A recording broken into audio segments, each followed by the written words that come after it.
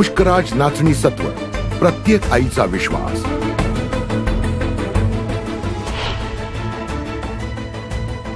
औषध विक्रेत्यांच्या समस्या सोडवण्यासाठी राज्यस्तरीय समिती स्थापन करावी, मुख्यमंत्री एकनाथ शिंदेंचे निर्देश। पालिकेतील लूट, रस्ते घोटाळा थांबवण्यासाठी आमदार आदित्य ठाकरेंचं राज्यपालांना पत्र, महापालिका प्रशासनावर कारवाई करण्याची केली मागणी।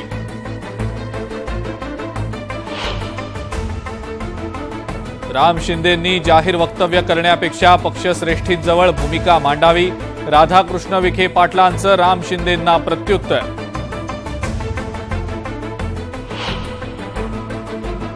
विषयाचं गांभीर्य आणि तक्रार पाहून राऊतांवर कारवाई करणार, हक्कभंग समितीचे अध्यक्ष राहुल कुल यांची माहिती।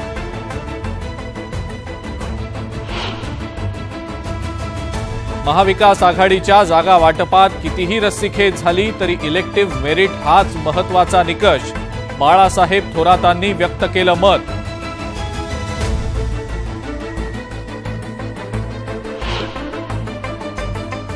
पुणे महानगर प्रदेश विकास प्राधिकरणाची बैठक, 1926 कोटी रुपयांच्या अर्थसंकल्पाला मान्यता।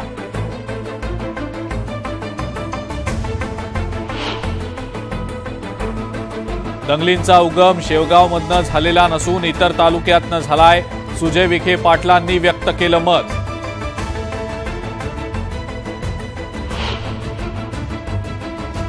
जयंत पाटलांच्या मध्यस्थीनं रावेर कृषी उत्पन्न बाजार समिती सभापती आणि उपसभापती पदाची बिनविरोध निवड, खडसेंचे प्रयत्न अयशस्वी झाल्यानं जयंत पाटलांची मध्यस्थी।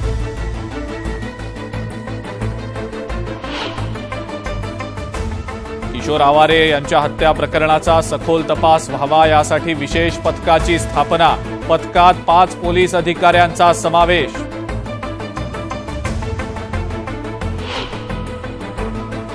त्र्यंबकेश्वरमध्ये सुरू असलेल्या वादावर पडदा टाकण्यासाठी सर्व धर्मीयांची आणि सर्व पक्षीयांची बैठक, बैठकीनंतर वादावर पडदा पडण्याची शक्यता।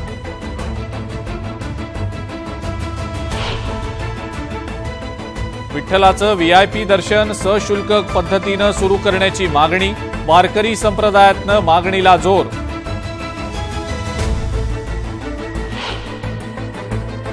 वाशिमच्या मुसळवाडी गावात गेल्या 15 दिवसांपासून वीज पुरवठा खंडित, ट्रान्सफॉर्मर्स नादुरुस्त असल्यानं ग्रामस्थ अंधारात।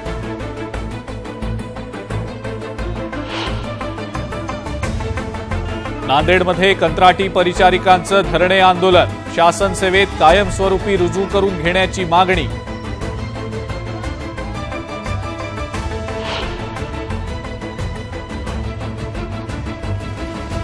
उरणमध्ये सीडब्ल्यूसी सीएफएस विरोधात कामगार रस्त्यावर, न्याय मिळत नाही तोपर्यंत आंदोलन सुरूच राहणार, कामगारांचा इशारा।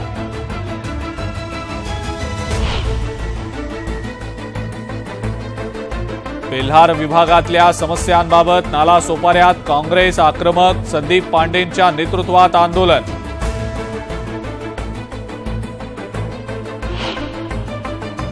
बदलापुरातल्या लोड शेडिंगचे कोणतेही आदेश महावितरणनं काढलेच नाहीत, महावितरण अधीक्षकांनी दिलं स्पष्टीकरण।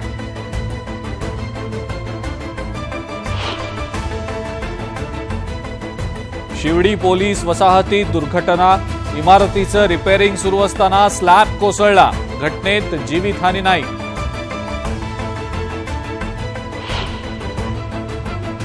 आणि सलमान खानची बहीण अर्पिता खानच्या घरी चोरी, घरात काम करणाऱ्या नोकराकडून इयरिंग्ज लंपास, आरोपी गजाआड।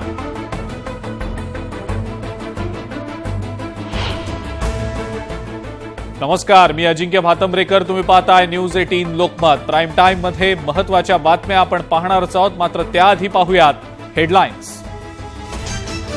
हेडलाइन्स प्रायोजक राजयोग पेंट्स, खुशियां आपकी, रंग हमारे।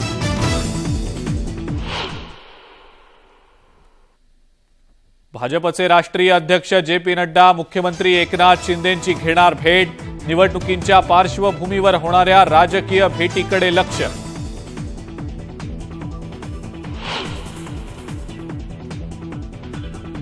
परिवारवादाच्या मुद्द्यावरून जे.पी. नड्डांचा काँग्रेस, राष्ट्रवादी काँग्रेस आणि ठाकरेंच्या शिवसेनेवर हल्लाबोल. हे पक्ष फक्त परिवारापुरतेच मर्यादित. नड्डांनी विरोधकांचे टोचले कान.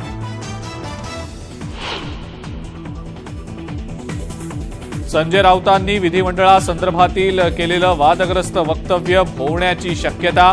राज्यसभा सभापतींनी प्रकरण समितीकडे पाठवलं. आता विशेष अधिकार समिती करणार चौकशी. लोकसभा निवडणूक जागा वाटपावरून महाविकास आघाडीमध्ये बिघाडीची शक्यता. ठाकरे गटाचा 20 जागांवर दावा, तर समान जागा वाटपाची घटक पक्षांची मागणी.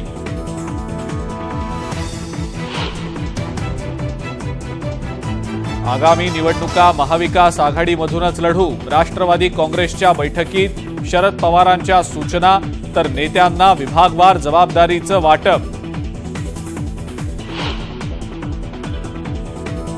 विधानसभा अध्यक्ष राहुल नार्वेकर ऍक्शन मोडवर. 16 आमदार अपात्रतेचा तिढा सोडवण्याच्या कार्यवाहीला सुरुवात.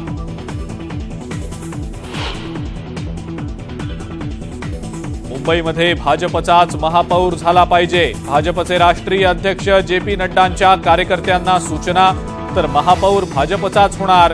आशिष शेलारांचा निर्धार.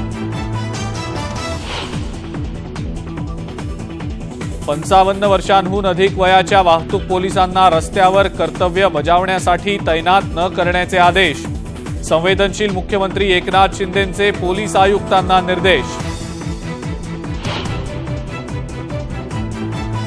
वैद्यनाथ साखर कारखाना निवडणुकीत मुंडे बहीण भावांनी टाळला संघर्ष. धनंजय मुंडेंनी अर्ज न भरल्यानं उंचावल्या भुवया.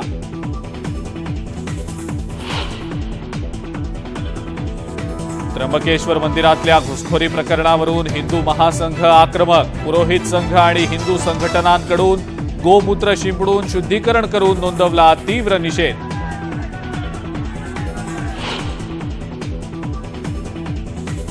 काही जणांकडून राज्यातला सलोखा बिघडवण्याचा प्रयत्न सुरू. संजय राऊतांचा गंभीर आरोप, तर राऊत मुस्लिम लीगचे प्रवक्ते. नितेश राणेंचं प्रत्युत्तर.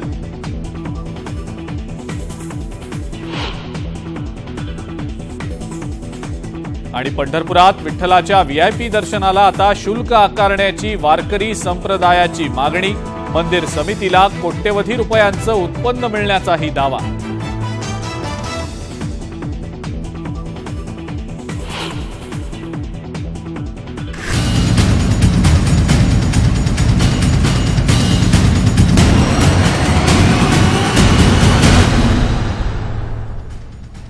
प्राईम टाइमच्या सुरुवातीला एक महत्वाची बातमी आपण पाहणार आहोत. दिल्ली उच्च न्यायालयाचा समीर वानखेडे यांना दिलासा आता मिळालेला आहे. उद्याची सीबीआय चौकशी रोखली गेलेली आहे.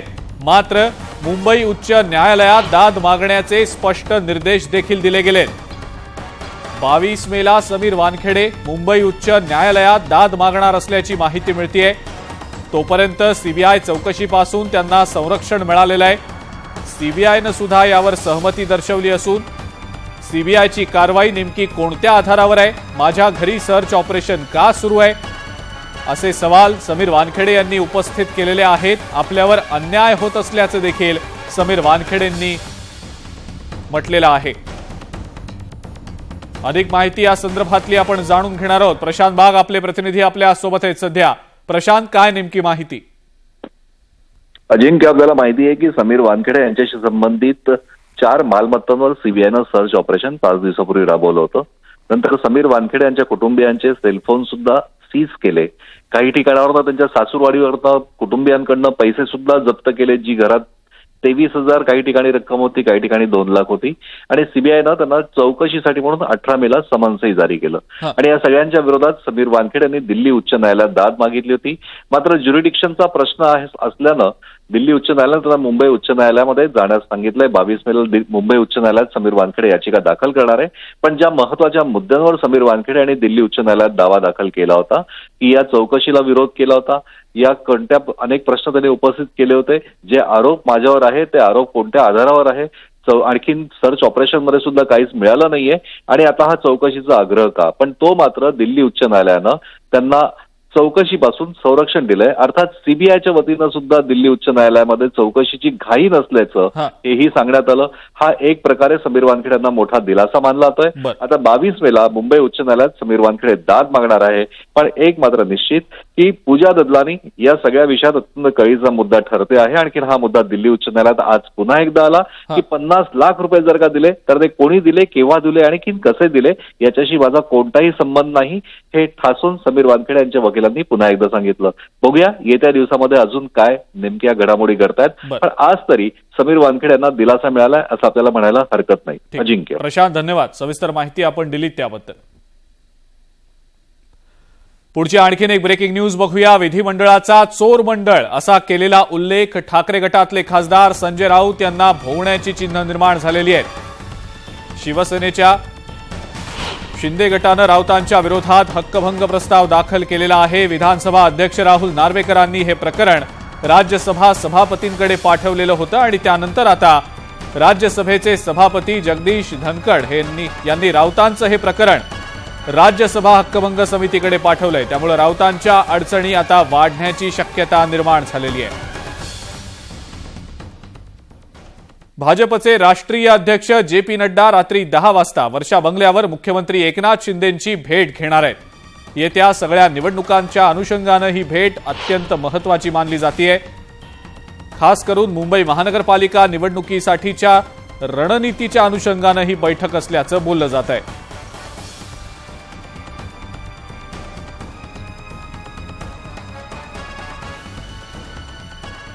आगामी मुंबई महानगरपालिका निवडणुकांच्या पार्श्वभूमीवर आता भाजपनं चांगलीच कंबर कसल्याचं दिसतंय.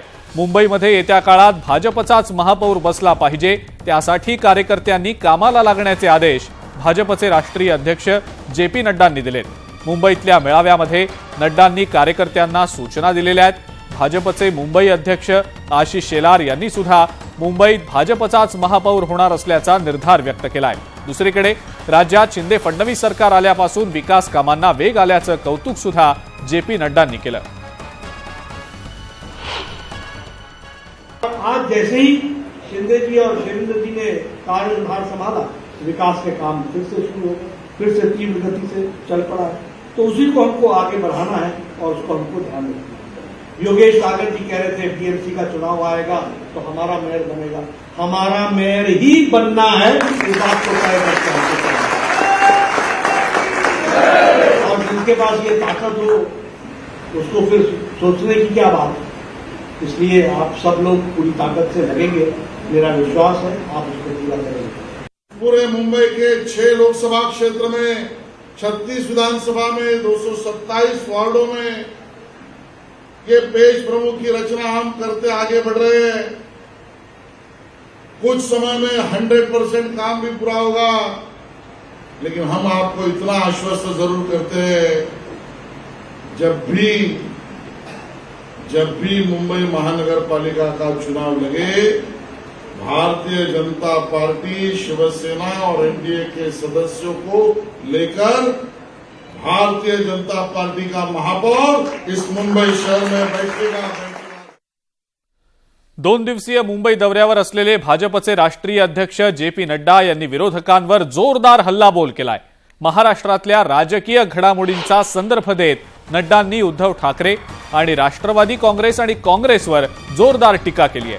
काँग्रेसमध्ये आता काय शिल्लक राहिलंय, तो पक्ष फक्त परिवारापुरताच मर्यादित असल्याचा टोला नड्डांनी लगावला. भाजप हा पक्ष एका विचारसरणीनं पुढे जाणारा पक्ष असून भाजपमध्ये सर्वसामान्य कार्यकर्ताही पंतप्रधान होऊ शकतो असं जे.पी. नड्डांनी म्हटलंय. 2014 नंतर मोदींच्या नेतृत्वात आंतरराष्ट्रीय राजकारणात भारताच्या उंचावलेल्या प्रतिमेचं कौतुक सुद्धा नड्डांनी केलं. यहां पर भी अगर उद्धव जी की बात कीजिए तो परिवार की पार्टी, एनसीपी की बात कीजिए तो परिवार की पार्टी. ये भारतीय जनता पार्टी अकेली पार्टी है जो वैचारिक दृष्टि से एक साधारण कार्यकर्ता भी भारत का प्रधानमंत्री है.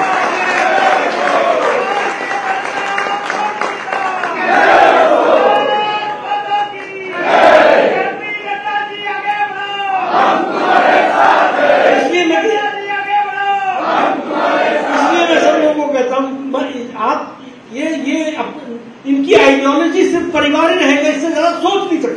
मैं कांग्रेस पार्टी के बारे में बोलना चाहता हूं, इंडियन नेशनल कांग्रेस क्या रह गई? या तो सोनिया जी से पूछो, या राहुल जी से पूछो, या प्रियंका जी से पूछो, बाकी सब घंटी बजाते रहो।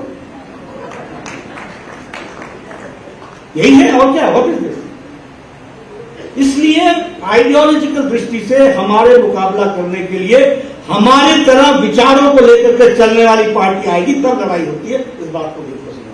2014 के पहले अंतर्राष्ट्रीय वर्ल्ड में अगर कोई भी भारत का नाम लेता था तो हमेशा इंटरनेशनल लैंग्वेज में कहता था India end Pakistan, India end Pakistan, मतलब हम और पाकिस्तान, इनका झगड़ा, और इंडिया का नाम लेगा तो पाकिस्तान का नाम। 2014 के बाद अंतर्राष्ट्रीय जगत में चर्चा में इंडिया इंडिया है, पाकिस्तान कहां है वापस, ये फरक पड़ा। लोकसभा निवडणुकीच्या अनुषंगानं महाराष्ट्रातल्या जागा वाटपावरनं आता महाविकास आघाडीमध्ये जोरदार रस्सीखेच सुरू झाल्याचं पाहायला मिळतंय। महाविकास आघाडीत लोकसभा लढवल्यास ठाकरे गटानं 20 जागांवर दावा ठोकलाय। काँग्रेस आणि राष्ट्रवादी मात्र एवढ्या जागा ठाकरे गटाला सोडायला तयार नाहीये। शिवसेनेजवळ आता 18 पैकी केवळ 5च खासदार आहेत, त्यामुळे 20 जागांचा आग्रह कशासाठी असा सवाल काँग्रेस आणि राष्ट्रवादी काँग्रेसचे धुरीण करतायत। यात आणखी महत्वाची बाब म्हणजे लोकसभा निवडणुकीत अनेक जागांवर शिवसेना विरुद्ध राष्ट्रवादी काँग्रेस असा सामना झालेला होता आणि त्यामुळे लोकसभेसाठी उमेदवार निश्चिती आणि जागा निश्चिती करताना राष्ट्रवादी आणि ठाकरे गटात संघर्ष उडण्याची शक्यता आहे। दुसरीकडे काँग्रेसनं 26 जागा लढवून अवघी एकच जागा जिंकलेली होती आणि त्यामुळे काँग्रेसचा 26चा दावा सुद्धा मान्य होण्याची शक्यता फार कमी दिसतेय। आता जागा वाटपासंदर्भात देखील प्रश्न सुरू झालेले आहेत की महाविकास आघाडीमध्ये समसमान असं जागा वाटप होणार आहे आणि त्या दृष्टिकोनातून चढाओढ देखील सुरू झाली। मला वाटतं त्याविषयी पक्षाचे प्रमुख योग्य वेळी योग्य त्या गोष्टी मीडियाला सांगतील। आजचा तो विषय आमचा नव्हता आणि नाही।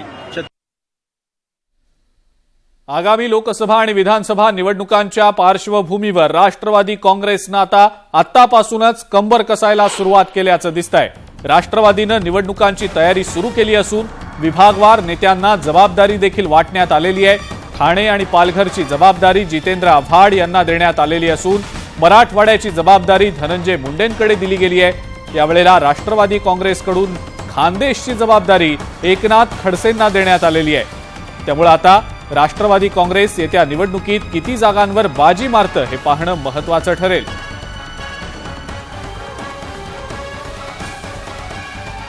ठाकरे गटातले आमदार आदित्य ठाकरेंनी राज्यपाल रमेश बैस यांना पत्र लिहिलंय। मुंबई महानगरपालिकेतली लूट रस्ते घोटाळा थांबवण्यासाठी आदित्य ठाकरे यांनी हे पत्र लिहिलंय। या पत्रातून त्यांनी महानगरपालिका प्रशासनावर कारवाई करण्याची मागणी केलेली आहे। दरम्यान या अगोदर आदित्य ठाकरेंनी पालिकेतल्या घोटाळ्यासंदर्भात राजभवनावर जात राज्यपाल रमेश बैस यांची भेटही घेतलेली होती।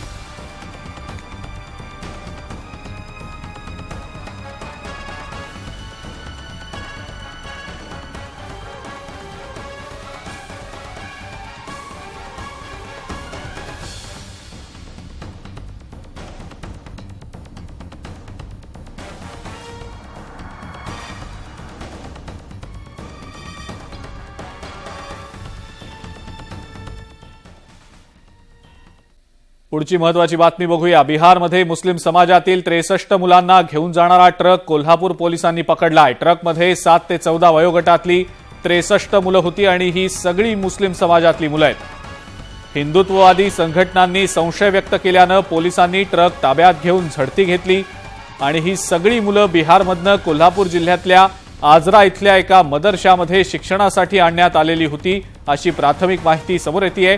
ही सगळी मुलं कोल्हापुरात रेल्वेनं दाखल झाली आणि त्यानंतर एका ट्रकमधनं आजऱ्याला जाणार होती, पण हिंदुत्ववादी संघटनांनी संशय व्यक्त केल्यानं पोलिसांनी या मुलांना ताब्यात घेतलंय।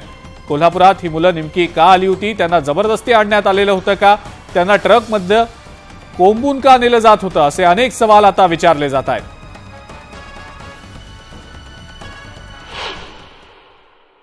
प्राथमिक माहिती अशी मिळते की आजऱ्यातील एका मदरशामध्ये शिकत असताना हे गावाला सुट्टीला गेले होते आणि तिथून रेल्वेने एकत्र येऊन हे पुन्हा आपल्या मदरशामध्ये आजऱ्याला चालले होते। याची माहिती घेण्यासाठी आम्ही प्रथमतः मुलं लहान असल्यामुळे चाइल्ड वेलफेअर कमिटी त्यांच्या अध्यक्षांना कळवलेली या संदर्भात तसेच त्या मदरसेचे जे मुलं आहेत त्यांना एक कागदपत्रे घेऊन त्यांचे बोलले या संबंधात त्या मुलांचे वयाचे पुरावे, वयाबाबत शहानिशा, त्यांच्या पालकत्वाबाबत शहानिशा CWC करणार आहे आणि पुढील काय असेल ते आदेश CWC देईल, त्या पद्धतीने पोलीस कारवाई करतील.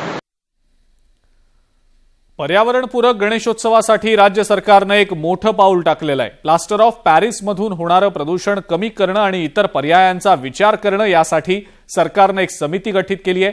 मुख्यमंत्री एकनाथ शिंदे यांनी याबाबतची घोषणा केली आहे.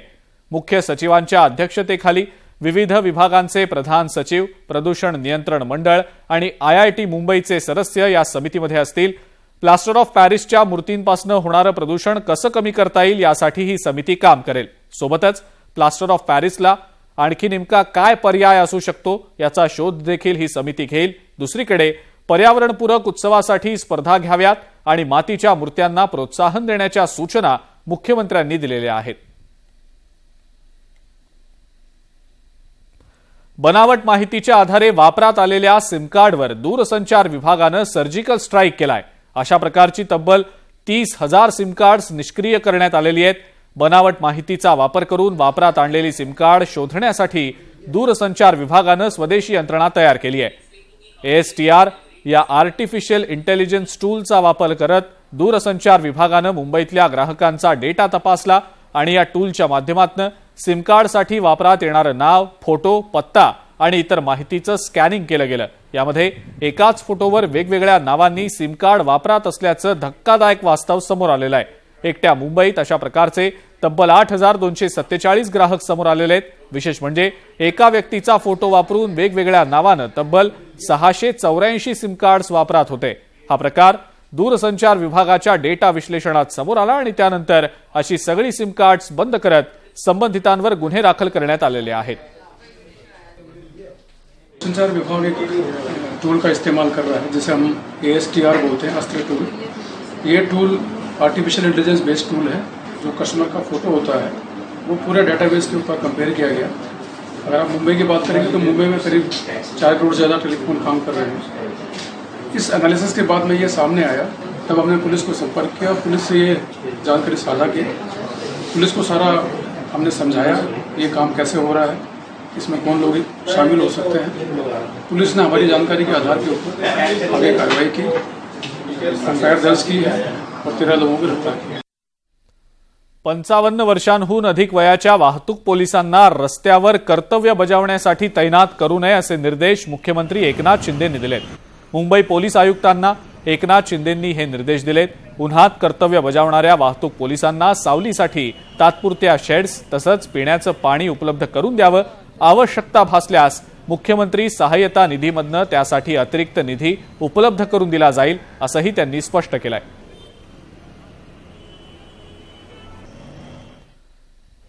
हेल्मेट घालण्याच्या आवाहनाकडे पुणेकर दुर्लक्ष करताना दिसतात. हेल्मेट न घातल्यामुळे अनेकांचा जीवही गेलाय. यासाठी आता पुणे वाहतूक विभागानं हेल्मेट न घालणाऱ्या दुचाकीस्वारांचं प्रबोधन करण्याचं ठरवलंय. वाहतूक विभागाचे हवालदार आतिश खराडे यांनी हेल्मेट घाला म्हणून रोज नाही तू पाळले मन तुला पोलीस धरले घरामध्ये जपून ठेवले तुला कसं नाही कळले.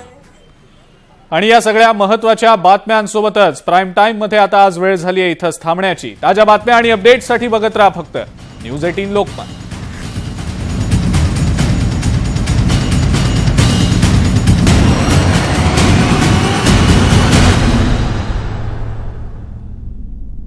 CNG